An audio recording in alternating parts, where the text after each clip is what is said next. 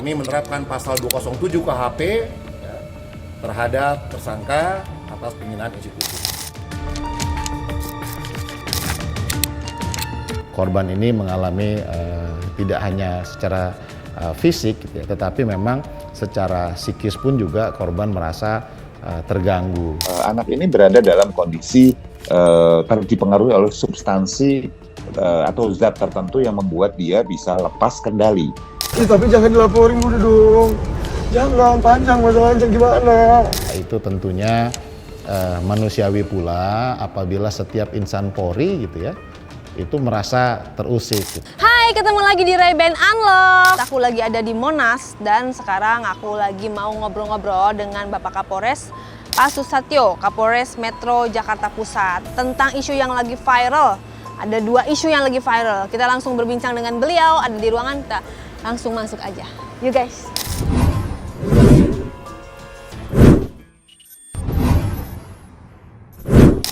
Tadi malam kami telah melakukan penangkapan terhadap tersangka LD pada pukul 22.00 di rumahnya di daerah Cirende, Lebak Bulus, Jakarta Selatan. Oke, saat ini aku sudah bersama dengan Bapak Kombes Susatyo Purnomo Condro, yaitu Bapak Kapolres Metro Jakarta Pusat yang baru, fenomenal, gercep, dan luar biasa memimpin Jakarta Pusat ini. Selamat sebelumnya Pak. Terima kasih. Tantangan besar karena Jakarta Pusat ini beda dengan Jakarta-Jakarta lainnya. Kita lihat di sini banyak isu-isu nasional. Kemudian ada gedung-gedung yang berkaitan dengan ya pemerintahan, ada Bawaslu, KPU, dan juga ada GBK, ada yang baru juga, stadion baru juga. Pokoknya semuanya berpusat di Jakarta Pusat. Nah, juga ada isu-isu yang baru-baru ini dibicarakan karena berkaitan dengan selebriti gitu kan, yaitu anak dari Willy Dozan yang terkena kasus penganiayaan, yaitu Leon Dozan. Sebelumnya saya mau ngobrol dulu nih, bagaimana sih duduk perkaranya Pak, sebenarnya seperti apa sih? Baik, sebelum saya sampai ke pertanyaannya Ibu tadi, memang kami perlu menyampaikan memang Jakarta Pusat ini memiliki karakteristik yang khusus ya. Pusat dari semua kegiatan pemerintahan, kemudian pusat kegiatan perekonomian gitu ya, kegiatan budaya dan sebagainya. Sehingga memang beberapa kejadian-kejadian di wilayah Jakarta Pusat ini selalu menjadi perhatian publik gitu ya. Sehingga memang karakteristik di Jakarta Pusat ini cukup membuat kami harus sungguh-sungguh, harus serius agar tugas-tugas kepolisian untuk bisa memberikan rasa aman, rasa nyaman kepada masyarakat itu bisa kami laksanakan. Nah, beberapa waktu yang lalu memang kami menerima laporan gitu. Pada prinsipnya kan polisi menerima laporan dari masyarakat khususnya terkait berbagai aksi kekerasan. Ini adalah salah satu dari berbagai aksi-aksi kejahatan atau kriminalitas di wilayah Jakarta Pusat.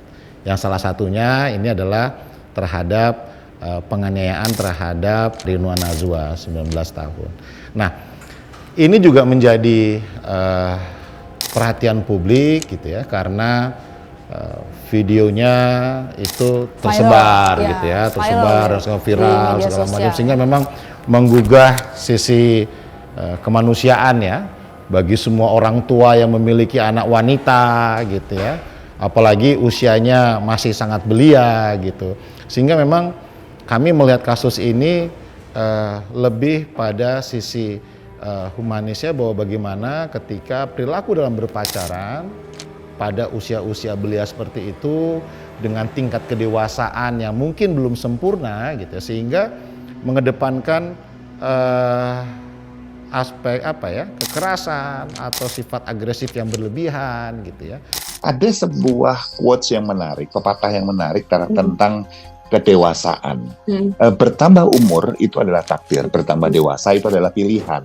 Jadi buat saya, sepertinya Leon tidak punya banyak pilihan yang mendukung untuk dia bertambah dewasa dan bertumbuh. Karena kalau kita bicara bahwa perempuannya 19, laki-laki 26, orang 19 tahun ada yang sudah cukup dewasa dalam mengendalikan emosinya. Nah, ini Leon tidak. Bisa jadi dia memang tidak dewasa karena masalah didikan, pola asuh dan lain sebagainya, atau dia sedang dalam pengaruh substans atau zat tertentu yang membuat dia kemudian lepas kendali. Kan probabilitas selalu ada. Iya. Aku mau dilaporin polisi biar aku di penjara. Gak apa-apa, nggak takut polisi. Oke, Ray Band Unlock. Sekarang Ray sudah bersama dengan Mas Kirdi. Halo Mas Kirdi. Bisa mendengar? Ya kita Zoom meeting karena kesibukan ya. Mas Kirdi sangat sibuk sekali. Kita akan tanya nih sama Mas Kirdi terkait dengan 2 video. Yang pertama video Leon beserta dengan Rinoa. Leon mengatakan statement-statement yang laporkan saja, terus tidak takut dengan polisi begini. Nah, dari video tersebut Mas Kirdi melihatnya seperti apa untuk Leonnya sendiri? Oke, di video yang dia kemudian memaki-maki dan mengucapkan kata-kata tidak pantas ke institusi kepolisian, buat saya ekspresi yang ditampilkan jelas, clear, ya, bahwa dia ekspresi marah, ya, sehingga bisa diartikan bahwa kata-kata itu bersikap menantang. Nah, bagaimana dia bisa kemudian mengucapkan kata-kata tanda petik yang sepertinya nggak pakai saringan itu keluar dari mulutnya dia? Itu cuma 2 kemungkinan. Kemungkinan pertama adalah bahwa dia sedang benar-benar dikendalikan oleh emosi, gelap mata lah bahasa kalau kita bicara secara umum. Tapi dan anak ini tidak terbiasa untuk mengendalikan emosinya. Artinya dia tidak terlatih untuk mengendalikan emosinya. Orang yang meledak-ledak, orang yang semaunya sendiri ketika dia sedang emosional. Ya, bahasa termasuk juga orang nggak biasa dapat apa yang dia mau, biasa kalau tantrum tuh dikasih aja gitu loh. Biasanya muncul dari latar belakang keluarga yang seperti itu. Ya, itu satu. Yang kedua adalah anak ini berada dalam kondisi dipengaruhi oleh substansi atau zat tertentu yang membuat dia bisa lepas kendali. Zat tertentu itu misalnya apakah itu narkotika, apakah itu kemudian alkohol, itu juga bisa. Ya, nah kalau kita dapat informasi dari kepolisian bahwa tidak ada kandungan zat terlarang, gitu dalam artian itu baru satu loh ya, baru narkoba.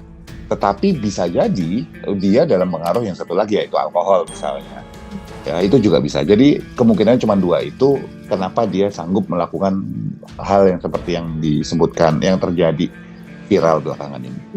Ya tentunya sebagai pembelajaran juga ya, bahwa sebuah institusi gitu, apapun itu institusi ya, tentunya kita harus bisa menjaga, gitu, menghormati gitu ya, institusi apapun.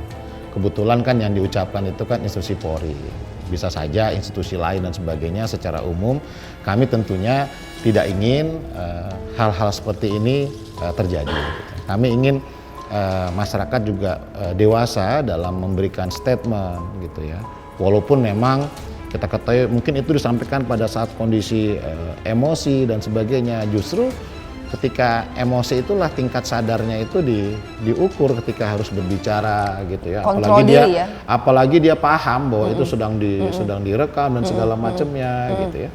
Adapun permintaan maaf dan sebagainya, saya pikir itu hal yang manusiawi ya, ketika seseorang meminta maaf dan sebagainya gitu ya, dan kita lihat nanti perkembangannya gitu ya. Karena memang ada restoratif justice gitu.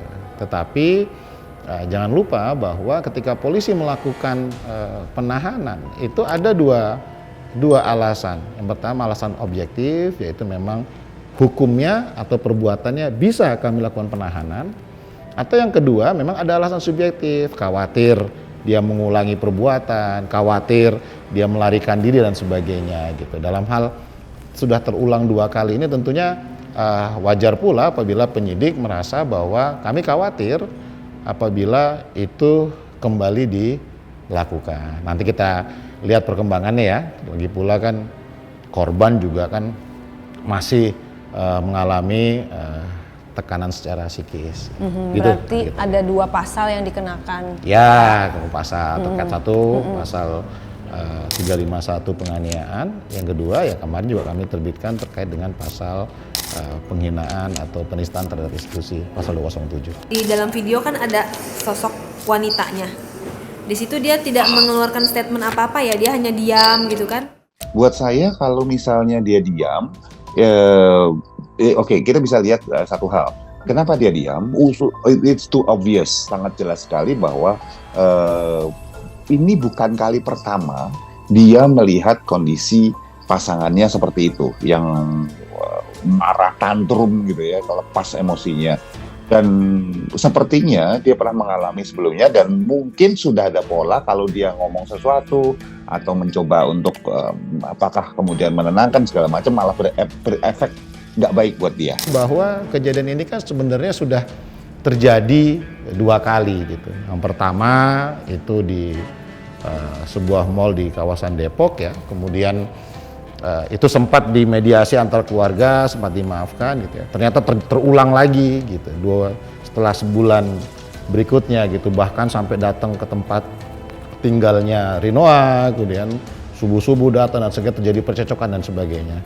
Nah tentunya kami secara proporsional juga akan meletakkan perkara ini gitu ya dengan penyidikan menggunakan pasal penganiayaan karena memang berdasarkan hasil visum dan sebagainya memang ada tanda-tanda lebam ya, tanda-tanda luka sehingga memang korban ini mengalami tidak hanya secara fisik gitu ya, tetapi memang secara psikis pun juga korban merasa terganggu gitu. Nah ini yang kami fokus, kami profesional untuk menegakkan hukum atas perkara tersebut. Ada trauma nggak? Ada rasa trauma nggak dari si cewek itu? Nah, kita nggak bisa lihat orang trauma atau tidak dari ekspresi wajah, sayangnya kan kayak gitu ya. Trauma apa enggak itu kan sekali lagi kita harus ngobrol langsung sama dia, dia cerita, nah, baru kita mendalami. Iya. Nah, tetapi yang jelas bahwa si pacarnya Leon ini dia bingung harus bersikap seperti apa, harus berekspresi seperti apa. Jadi benar-benar ekspresinya itu nggak jelas ketika lihat gitu. Ya, buat saya berartinya si perempuan ini dalam kondisi sangat merasa tidak aman, khawatir gitu atas misalnya keselamatannya dia seperti itu. Ya buat saya sih, saya kalau berempati dengan dia adalah ini nggak boleh terulang lagi sebetulnya. Ya nggak cocok lah istilahnya kalau misalnya baru pacaran aja udah kayak gini. Saya juga tidak mentolerir kalau sudah menikah kayak gitu juga ya, apalagi baru pacaran gitu. Ya. Kepada yang terhormat Pak Kapolri,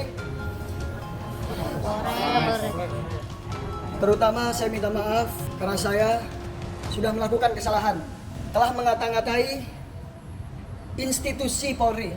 Saya hilaf atas perbuatan saya dan saya menyesal.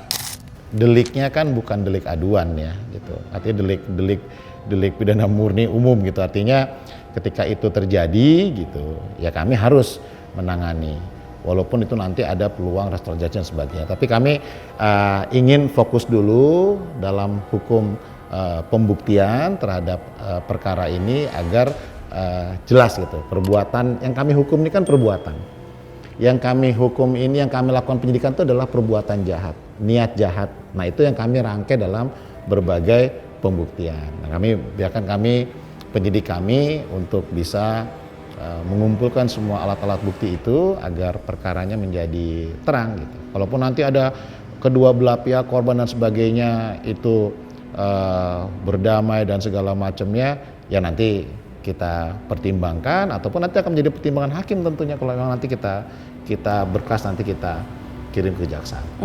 Ada yang menarik di permintaan maaf dari saudara Leon juga mengatakan minta maaf kepada Pak Kapolri, bukan Pak Kapolres gitu Pak. Ini sebagai doa atau bagaimana tanggapannya Pak? Nanti kita perhitungkan juga ya Mbak, karena Polri ini kan 260.000 se-Indonesia gitu ya. Bagaimana ucapannya ketika itu tentunya manusiawi pula apabila setiap insan Polri gitu ya itu merasa terusik gitu. Kenapa kami kok ketika ribut kenapa kami dibawa gitu dalam ucapan dan sebagainya. Ya tapi tentunya kan ini masih berproses gitu ya, masih berproses. Ya tentunya kita lihat nanti situasi ke depannya. Saya selalu menyampaikan bahwa permintaan maaf yang tulus itu mengandung 3 hal. Hal pertama adalah bahwa seseorang itu harus, siapa yang minta maaf itu jelas, saya gitu bisa minta maaf, itu jelas. Yang kedua adalah kepada siapa minta maaf.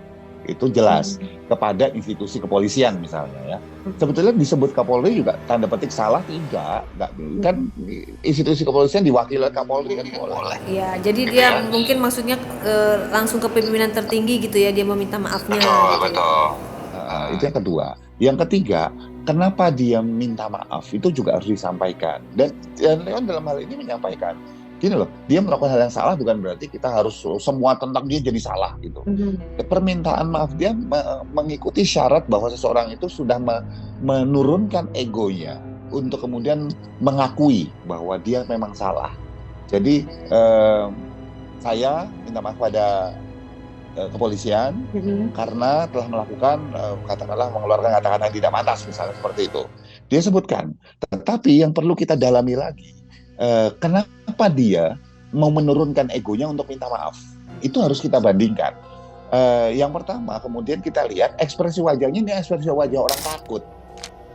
Ya, karena pada dasarnya kalau orang yang suka melakukan kekerasan, apalagi hanya terhadap orang-orang di sekelilingnya yang punya relasi kuasa, dia orangnya artinya tidak berdaya, dia berdaya sendiri gitu ya. Dalam artian apa? Orang-orang ini bisa disebut pembuli. Gitu loh. Nah, pembuli biasanya itu adalah orang yang tidak percaya diri dan insecure sebetulnya di dalam. Maka untuk kemudian menunjukkan bahwa dia lebih, dia berkuasa, dia punya kekuatan, maka dia akan nyodok orang kanan kirinya supaya lebih rendah dari dia. Kalau orang normal, mereka ingin tampil, mereka menaikkan dirinya, bersinar, terang gitu, supaya kelihatan. Mereka nggak punya itu, makanya mereka nggak pede, makanya mereka biasanya istilahnya tanda petik insecure. Ya wajar sih takut, udah tahu dia salah dan bisa kena pasal, udah pasti takut gitu ya. Artinya egonya turun bukan karena memang dari dalam hatinya. Itu ketulusan minta maafnya bukan karena dia sadar bahwa dia salah. Kenapa saya berani berkata seperti itu? Kita tarik kemudian kata-kata permohonan maafnya kepada pacarnya. Begitu dia mau bicara permohonan maaf pada pacarnya, ekspresi yang tampil pertama kali itu adalah ekspresi marah. Tapi jangan dilaporin udah dong. Jangan, panjang masalahnya gimana. Aku keadaan juga kayak begini, mau jangan. Please dong, jangan dong. Please, jangan dilaporin. Kasar kamu. Tapi jangan dilaporin udah. Kasar. Cowok kasar. Nggak ada jelasin kenapa dia minta maaf ya, artinya permohonan maaf yang tulusnya nggak keluar di situ. Nah kalau dua sisi ini, dua permintaan maaf ini dihubungkan, artinya dia bersedia menurunkan egonya permintaan maaf yang seolah-olah permintaan maaf yang tulus yang pertama itu karena dia takut. Yang kedua dia nggak takut, bahkan dia marah. Bisa jadi salah satu disebabkan karena dia merasa bahwa dia kayak gini karena gara-gara nih cewek. Tersangka ini kan usia 26 tahun ya. Saya pikir cukup dewasa dalam melakukan perbuatannya.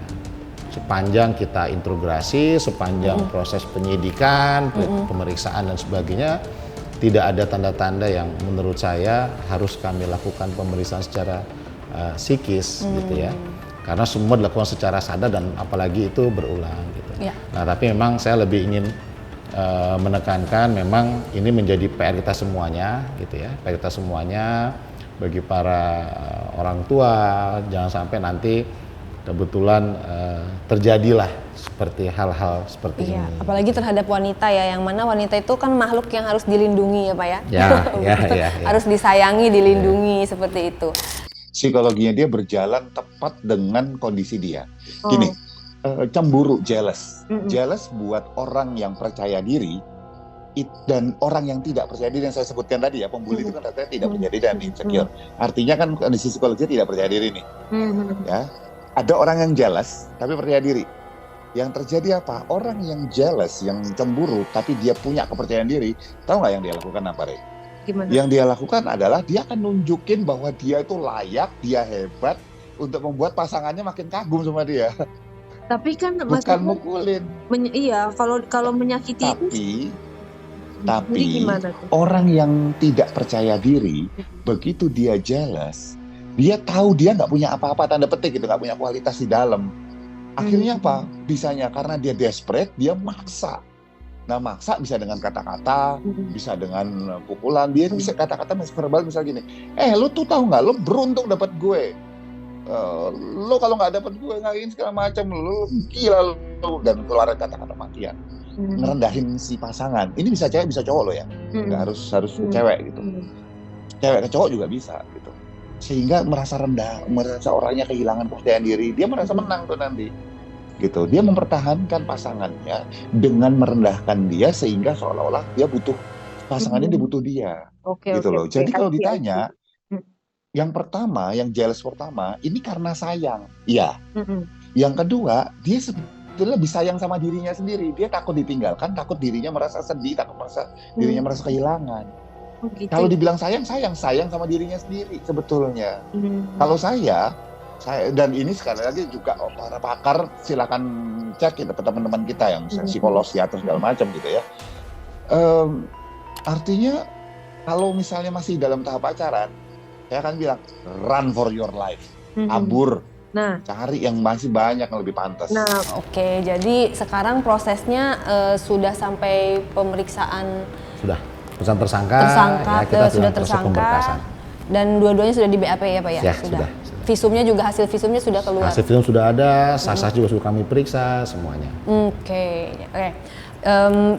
Apa namanya harapannya nih Pak? Karena kan itu kan terkait dengan influencer, kemudian juga public figure ya, selebriti yang menganiaya ya, supaya jangan terjadi lagi seperti itu.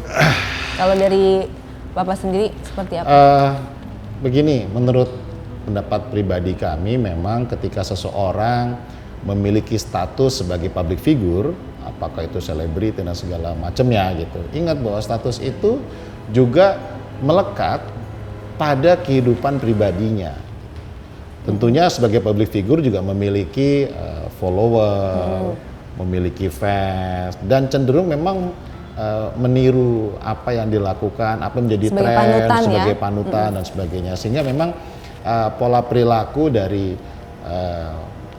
orang-orang yang dianggap sebagai public figure tentunya itu tidak terlepaskan dari kehidupan pribadinya. Sehingga kami ya menghimbau gitu, ketika sudah menjadi public figure tentunya harus lebih ada beban moral, ada beban sosial yang memang harus bisa memberikan contoh kepada masyarakat. Itu kan bisa yang bersangkutan, bisa keluarganya dan semuanya gitu. Nah, tentunya ini kita ingin agar masyarakat juga teredukasi melalui public figure tersebut. Gitu. Kalau Rino bilang dipukul, Rino akan kita lapor balik.